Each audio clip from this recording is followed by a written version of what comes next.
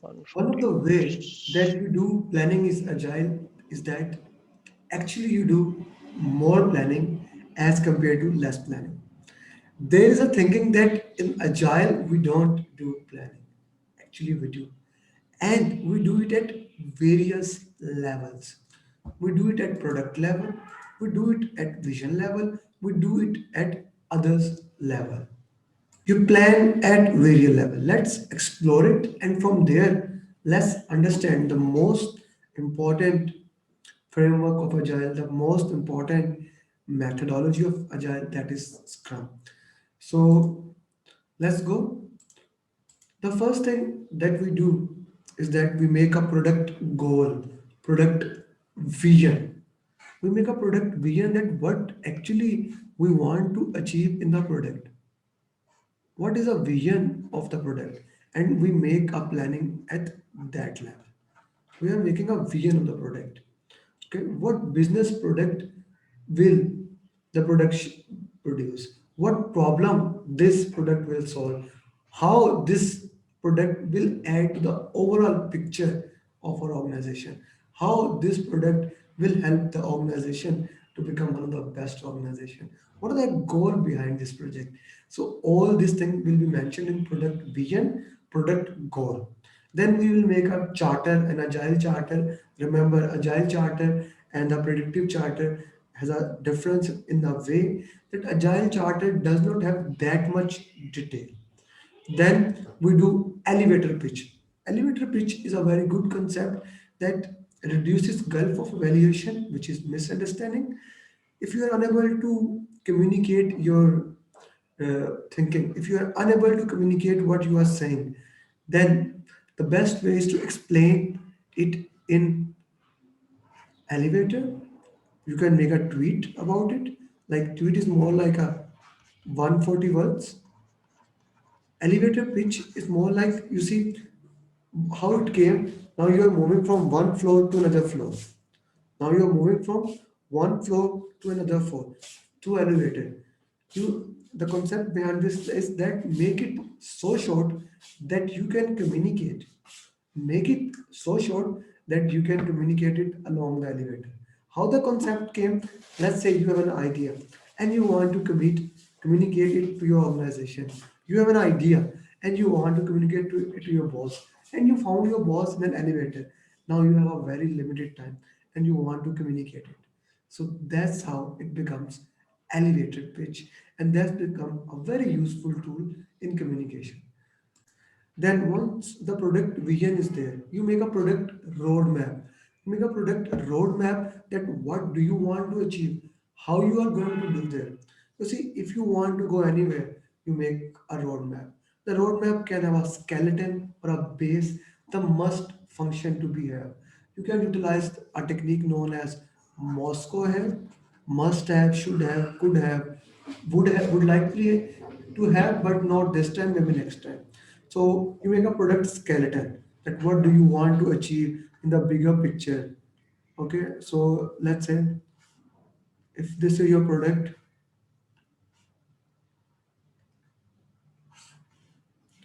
let's say you want to make a mobile phone.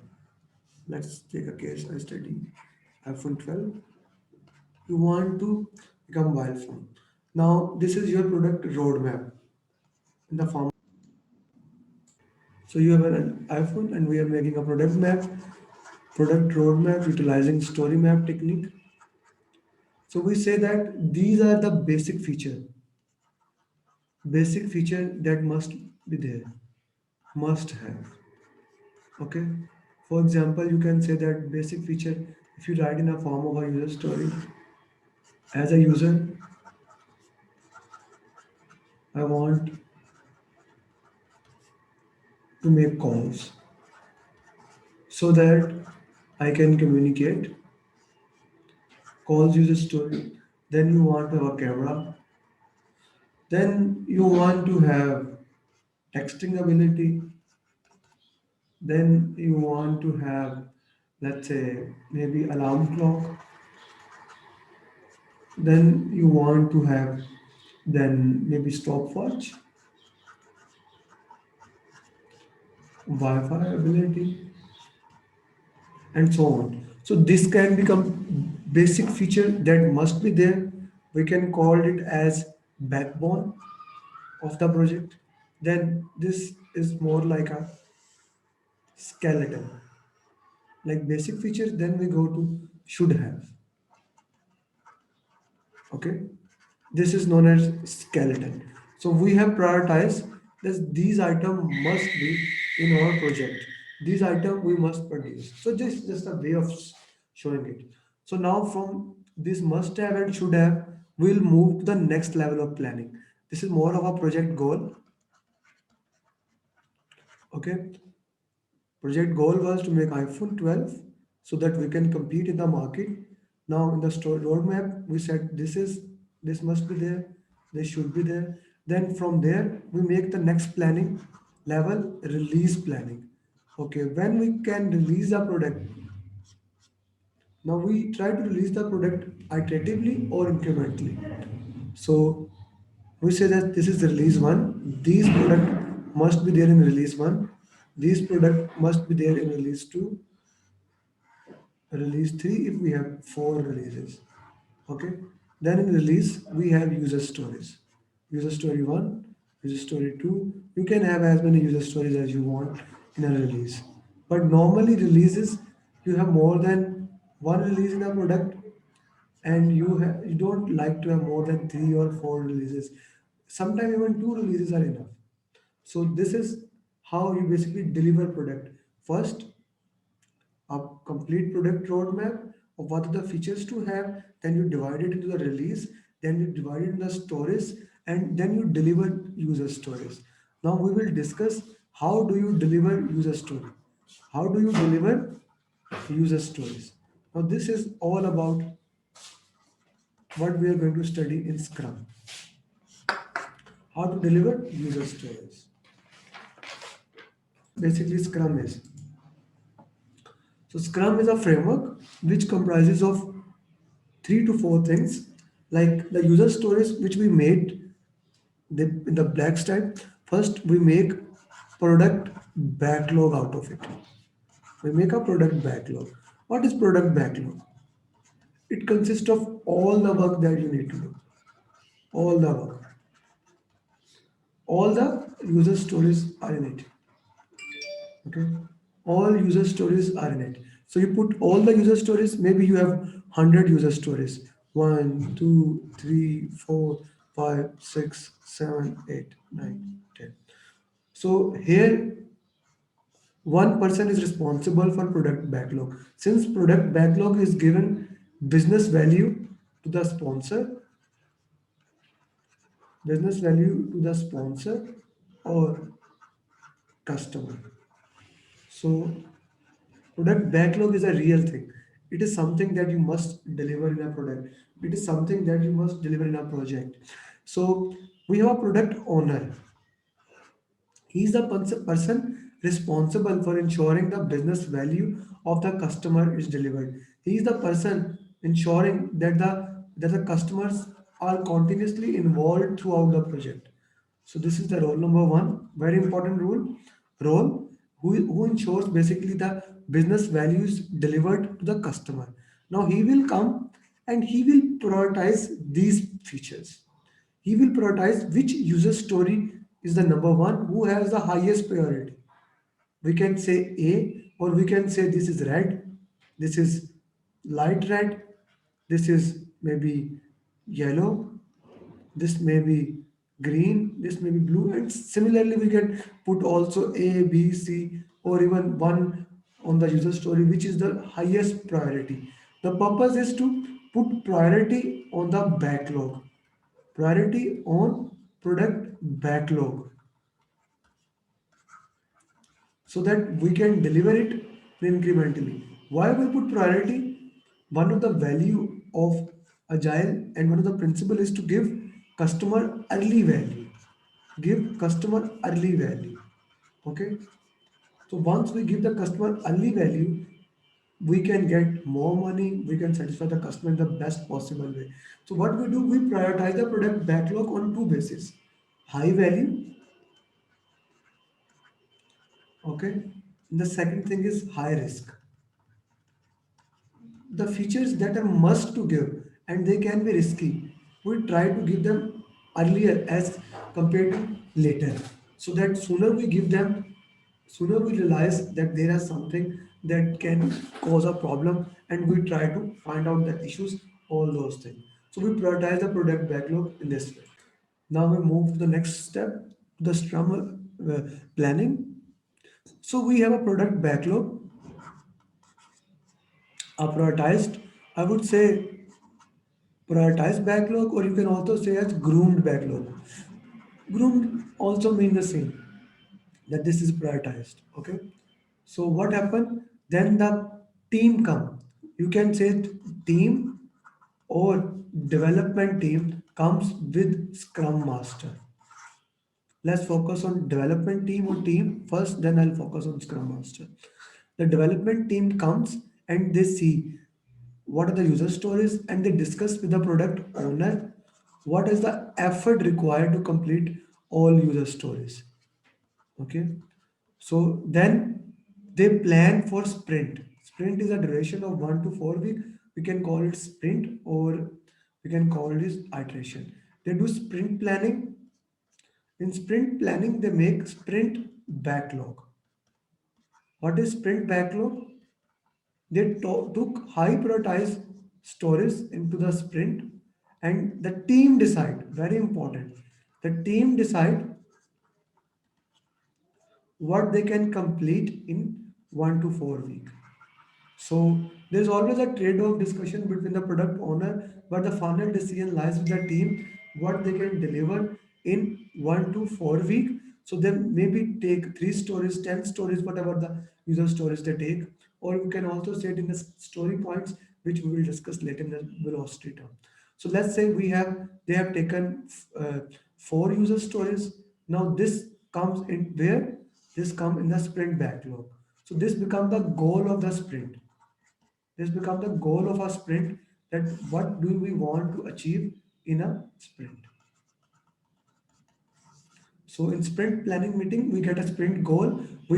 We have a sprint backlog agreed, and we communicate it to the customer what they can expect at the end of the sprint, at the end of the 1 to 4 week, whatever the time is agreed. Okay, once the sprint has started, then we have a daily stand-up. Daily stand-up, or it's also called as daily scrum, or sometime only stand-up. What happens there? The scrum master, we have discussed product owner, we have discussed development team. Now development team is a cross-functional team. Development team, if I can just put few more things there, development team is a cross-functional, like we like to have people from different departments. They are co-located, or priority is that everyone is located at one location, maybe within the 33 feet, so that they can hear each other. What is the purpose of hearing each other? Let's say the persons are sitting together, and me and you are sitting together, Mr. Zain, and some other person discuss. We can overhear his discussion. We can overhear what they are discussing, and as a result it can become productive for us. As a result it can become useful us, and we can use it. The overhearing, when you are the co-located, is known as osmotic communication. Osmotic communication, the communication that flows naturally to you because you are co-located. It's just like osmosis that we studied in our uh, elementary classes. Okay, then we have daily stand-ups. Before daily stand-up, you need to know about Scrum Master. In Scrum, we called it as a Scrum Master. In XP, we called it as a coach. He's a servant leader. He's a servant leader. So, what is the responsibility of a servant leader? Servant leader help team about the methodologies they are following, scrum methodologies. He helps to carry food and all those things, means he gives them tools that they need to work. He stop all the impediments, like everything. If the team is working, he put a shelter on them, he put standing on them, that all the problems get away from the team. So he stop all the impediments, He stop all the impediments that can disturb the team. So he's a person who ensures that the Scrum methodology is following, especially in the daily Scrum. So daily Scrum is 15-minute meeting, 15-minute meeting that happen same location, and team come together. This meeting is for the team, by the team. Team discuss what they can do, what how they can improve, what are the things they need to discuss. All those things they discuss in this meeting. So three questions are asked in this meeting. Actually, they answer these questions. Question number one: what I did yesterday. What I did yesterday. Question number two: what I plan to do today. Is there any roadblocks, problem, impediment in my work? So they communicate to each other. Only these three questions, and everyone takes their side. Once they are done, once they everyone has communicated to each other, if there is any follow-up meeting, for example, especially if I look their roadblock, if one person work is impeding the other person work, if one person work is damaging the other person work, so they will discuss it after the meeting. No further discussion will happen in that meeting. Only these three questions will be discussed in that meeting. The basically function is to make that meeting as effective as possible. And normally the meeting where the meeting is occurring or the where team is co-located, we have information radiator there. What is information radiator? Information radiator are charts, graphs that show information to everyone. So information radiator is a very great concept in Agile, that you don't take the information with you. You don't put the information in the refrigerator and close the door. You give information to everyone. The teams are collaborative. The teams are self-directed. They love to share all the information with everyone. So you share the information with all the person. You make graphs and charts. There are two graphs that are very famous here. The one is the burn down chart. The burn down chart. Okay. So let's see what is burn down chart. In burn down chart, okay, we put the how many user stories are there or how many story points. Most of the time we put story points because we are migrating through story points, or you can put story. Let's say there were 50 user stories. 40, 10, 0. This is sprint number one, sprint number, or if you want, if you are tracking the days, you can track with the days. I'm tracking with sprints, 3, 5, 7, 9, 10 days, whatever. So this is an ideal graph. This is an ideal graph. With the passage of time, this work will remain. Now let's say you are on the fifth day and you are working like this, okay, or you are working like this. So this is your ideal graph. That is, now this is displayed in the place, and this is your real graph. Okay, this is a different ones are removing this. Okay, so you can see here that you are behind on day fifth. There is a variance. You can easily say that there is a variance between what is was planned and what was good. So your graph is above. This means it may not be possible to complete the user stories on time. If I extrapolate this graph, this seems that we will not be able to complete the work in the given time. So burn down graph basically shows the remaining work that you have to do. So it's a good way to give the information about the project status. We also have burn up, and I actually like burn up more than the burn down. Okay, in burn up, it's the normal graph showing what we need to do. This is an ideal. This is an ideal work that we need to complete, and this is an actual work. Actually, we are doing more or we are doing less. So this graph shows the similar way. But the good thing about this graph is that If a scope is added, let's say if a scope is added, you can show that here the scope has added in this graph. The user stories have increased. So one up graph is just a normal graph. It shows how much work you are doing. You can have this ideal or you can just show how the work is progressing. Both things can work. Like we did today, we did this work. Now we do this work. Now do this work. Now this work. So there are many ways to show one up graph. But the basic thing is that it is showing progress. It is showing progress in an incremental way, in an ascending way, and secondly, it can show us scope changes. If the scope is changed or not. So this is also displayed in the co-located area so that information can be communicated. So we keep on doing the work, we keep on doing the work, we keep on communicating, keep on working, keep on improving. So at the end of 1 to 4 week, we have a sprint review. We have a sprint review. What happens in sprint review? Since we have agreed on user stories, we know that user stories, what are user stories? They are from user perspective. As a user, the syntax is more like this. I want them as a user, whoever the user, I want whatever you want, and you have a measurable criteria. So that, so this is a measurable criteria, this is a requirement, and this is who the person is, who requirement belongs to who one. And we know that user stories must follow this acronym. All the user stories are independent and they must be negotiable, that you can negotiate with the user story. They must bring value, independent, negotiable, valuable to the customer. You can estimate them. They must be small.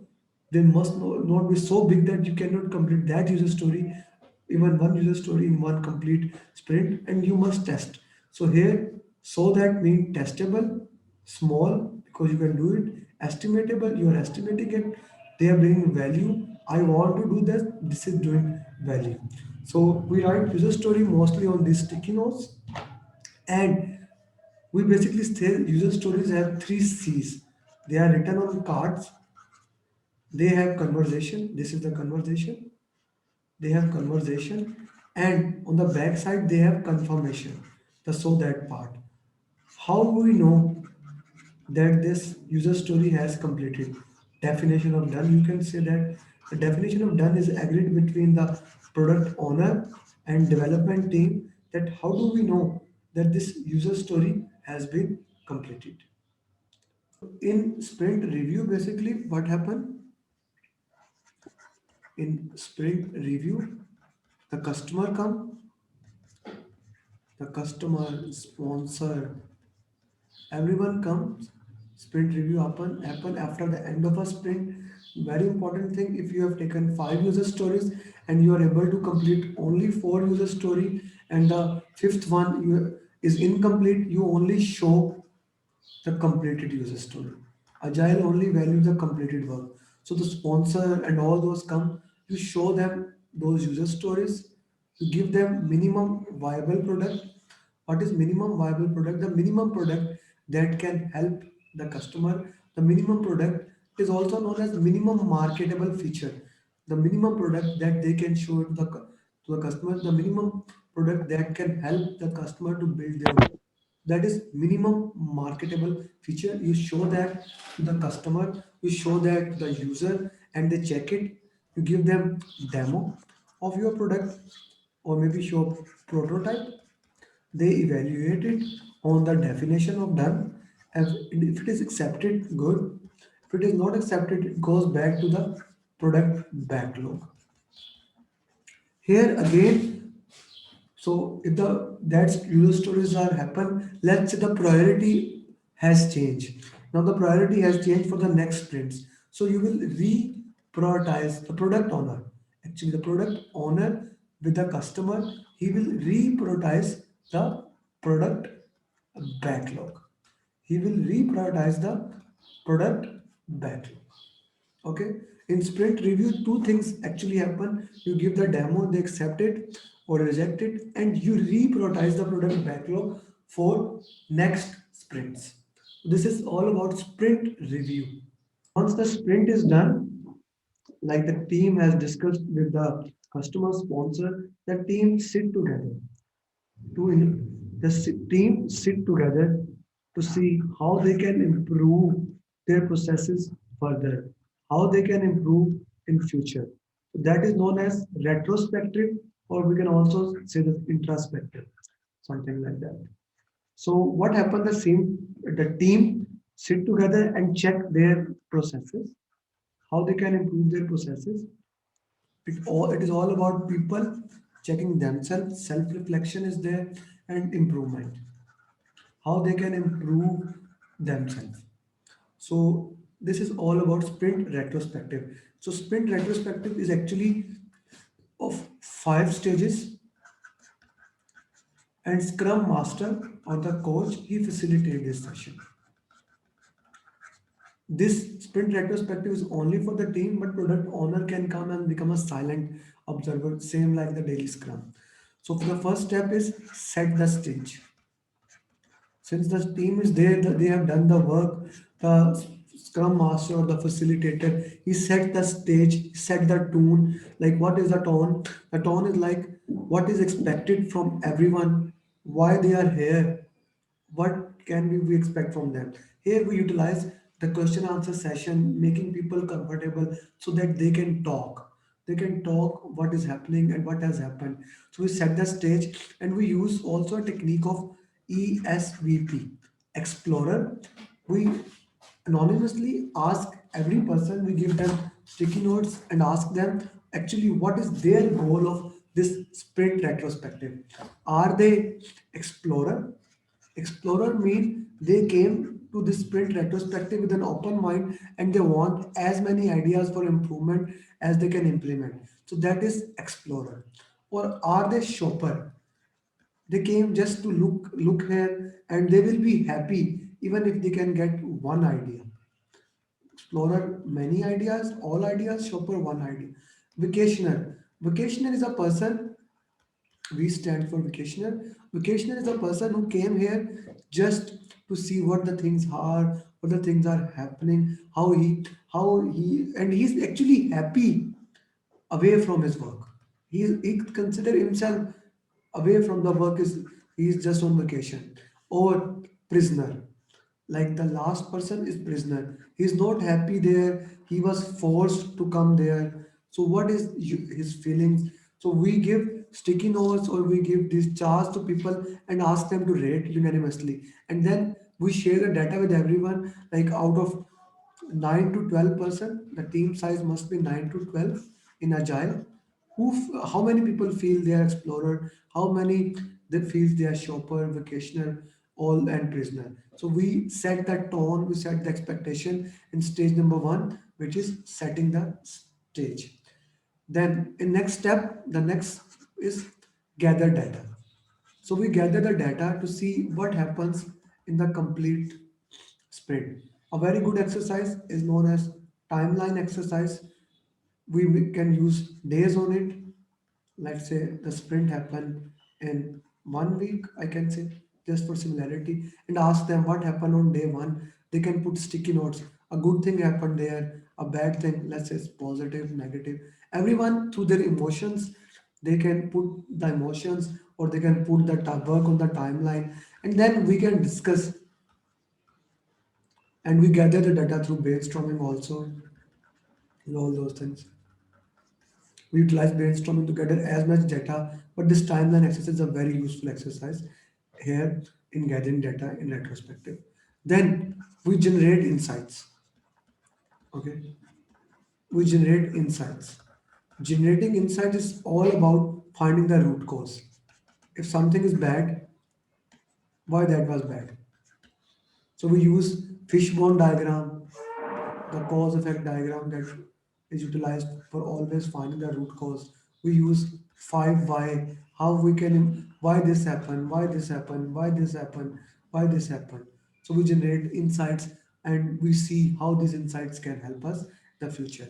Then we decide on the plan. The next step is deciding what to do in the future, deciding the forthcoming.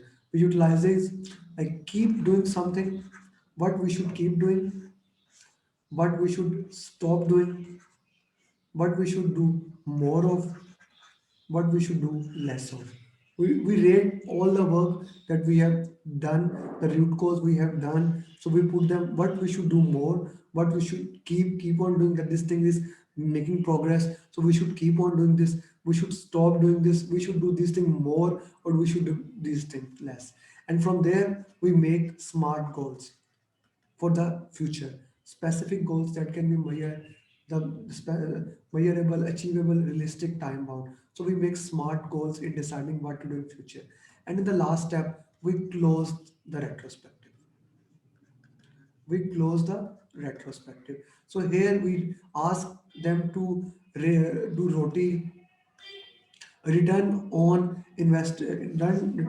time invested. Like we ask all the team member, the facilitator asks, please rate how you will rate the time invested in the sprint. Now sprint retrospective is 2 hours, so what do you think, how beneficial this was, and what did you gain? Like we can ask what helped them in this sprint, what hindered them, what stopped them, and what is their hypothesis, how we can improve that sprint in future. And we have plus signs. What are the good things that we did, and the negative, plus delta, minus delta. So this is a brief what happens in a sprint retrospective, and this is a brief what happens in the complete sprint, the complete 1 to 4 week in an agile. So that's how you give incremental. You keep on giving sprints and you keep on giving the products. And when 4 to 5 sprints come together, we can give one release, then two release, and this release comes back and fill into the product roadmap, and we combine and release the complete product.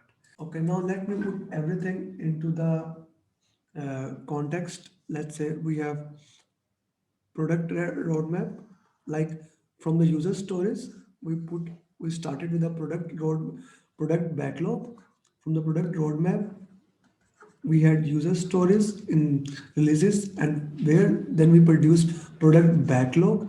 We prioritize the product backlog, product owner prioritize the product backlog. Then we produce sprint backlog. The team basically put sprint backlog in sprint planning meeting. We had sprint planning meeting, and the team put the sprint backlog from the product backlog, and we communicated the goal of the sprint to the customers. Then we started with the sprint.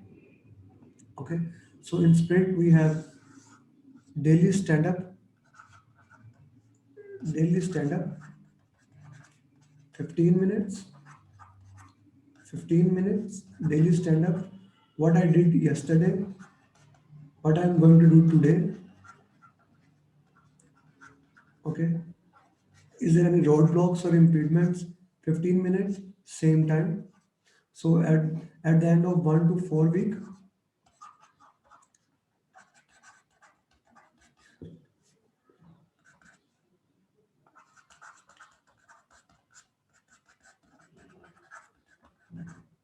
at the end of 1 to 4 week, we have sprint review. We have sprint review where basically we give the product demo. We show prototype, and we reprioritize the product backlog. Product owner reprioritize the product backlog. We prioritize product backlog. And after that, we have sprint retrospective. Here, the team look themselves, people, process, how they can improve systems, all those things. It has 5 stages. Set the stage, generate data, gather data, generate insights, decide what to do, and the fifth one is close the sprint retrospective. And we started actually with the product roadmap.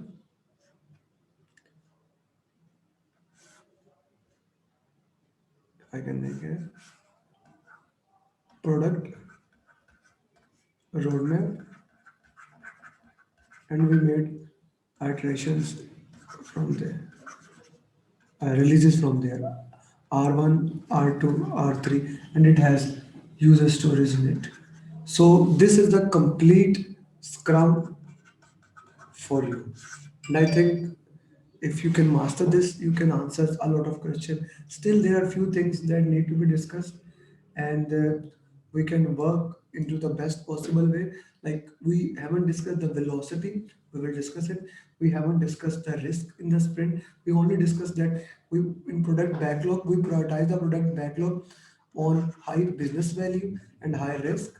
In the next class, we will discuss the velocity. How do you calculate the velocity? How do you do estimation? And we will also look how to use basically cumulative flow diagram, all those things in Scrum.